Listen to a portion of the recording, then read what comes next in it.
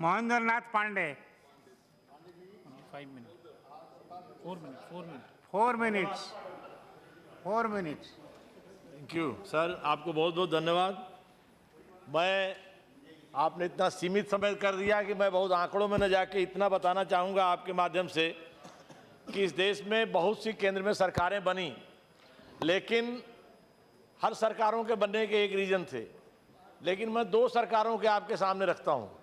1971 के पहले श्रीमती गांधी ने प्रीवी पर समाप्त किया, बैंकों का नेशनलाइजेशन किया और गरीबी हटाओ के नारे से इस देश में सरकार में आई बड़ी पॉपुलरिटी के साथ। लेकिन मिला क्या गरीबों को? जैसे बाढ़ राहत में हेलीकॉप्टर से कोई खाना फेंक दिया जाता है, उस तरह टुकड़े फेंके गए हमारे वर्ग। इसके बीच में बहुत सरकारें आई, कोई क्रिया, कोई प्रतिक्रिया, कोई घटना, कोई सहानुभूति, में उन पर नहीं जाता हूं। लेकिन इसके बाद यह देश में एक पहली ऐसी सरकार आई जिसके जिनकी अगुवाई में सरकार बनी, माननीय नरेंद्र मोदी। जब गुजरात में ये मुख्यमंत्री थे तो गुजरात में एक नारा दिया, सौनो साथ सौनो विकास, सबका साथ सबका विकास। 12-13 वर्षों में गुजरात को देश और दुनिया का अग्रणी राज्य बना के दिखा दिया। सारे देश की जनता ने भरोसा किया कि यही नेता हिंदुस्तान को आगे ले जा सकता है। उस नेता ने जब हिंदुस्तान की बागडोर संभाली, इसी संसद के अंदर मत्था टेक करके गरीबों को समर्पित सरकार इस सेंट्रल हॉल में बोल के जो शपथ लिया, यहाँ आज उस नेता की अगुवाई में स्ट्रेंथनिंग की जा रही है। गरीबी कैसे दूर हो, सिस्टम को इंप्रूव किया जा रहा है। प्रधानमंत्री जनधन योजना, जीवन बीमा योजनाएं, मुद्रा ऋण योजना, इन सब से ये टुकड़े फेंकने का काम ये सरकार नहीं कर रही है। ये सरकार गरीबी की जड़ों पर हमला कर रही है, जिससे कि गरीबी दूर हो।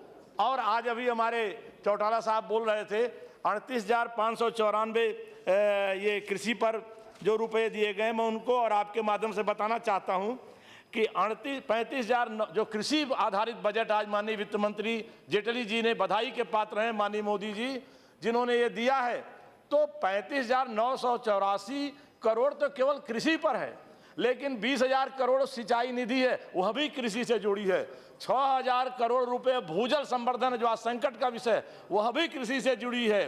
प्रधानमंत्री ग्रामीण विकास सड़कों के लिए 19,000 करोड़ रुपए जो दिए गए हैं, वह भी कृषि से है।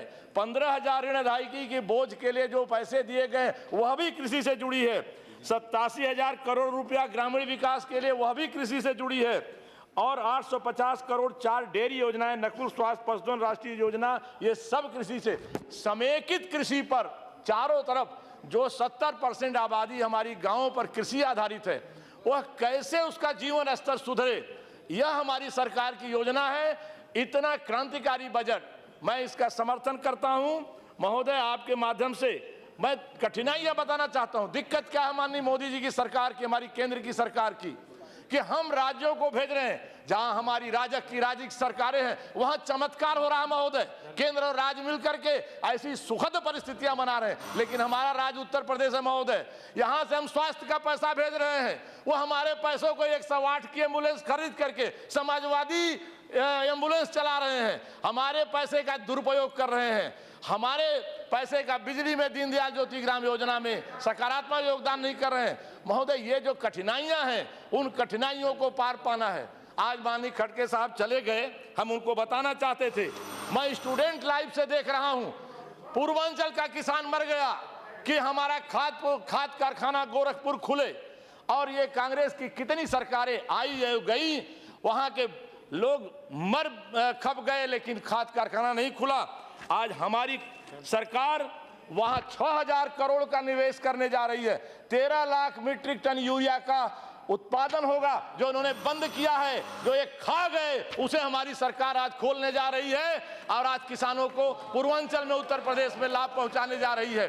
आज हर तरफ से हमारी सरकार, ये ओवैसी साहब चले गए, ये कह रहे थे तमाशा बना रहे हैं। अरे खुद अपना तमाशा बना हुआ व्यक्ति वो क्या सदन में चीजें को रखेगा। तो आज आपके बीच में मैं ये कहना चाहूंगा, मैं इस बजट के समर्थन में, और बहुत से विषय रखना महोदय, लेकिन आप समय बहुत कम है, इस नाते से आज अंत में इतना कहना चाहूंगा, 7वां वेतन आयोग लागू करने के बाद और 1 रैंक 1 पेंशन लागू करने के बाद इतने वित्तीय बोझ के बावजूद विश्व की मंदी में आर्थिक समृद्धि का बजट पेश करने का काम किया है हमारी सरकार ने। मैं इस सरकार के इस बजट का समर्थन करते हुए अपना 2 निवेदन रखना चाहूंगा। हमारे क्षेत्र में उत्तर प्रदेश के अंदर The House हमारे stands adjourned to आधा minute the 5th May 2016 at 11 a.m.